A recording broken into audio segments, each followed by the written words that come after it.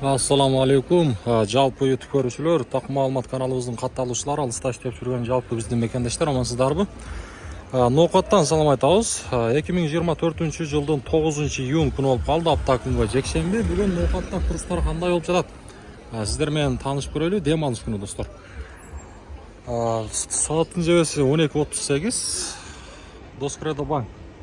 Доллар 87.00, евро 93.90, рубль болсо 0.97 тыйын.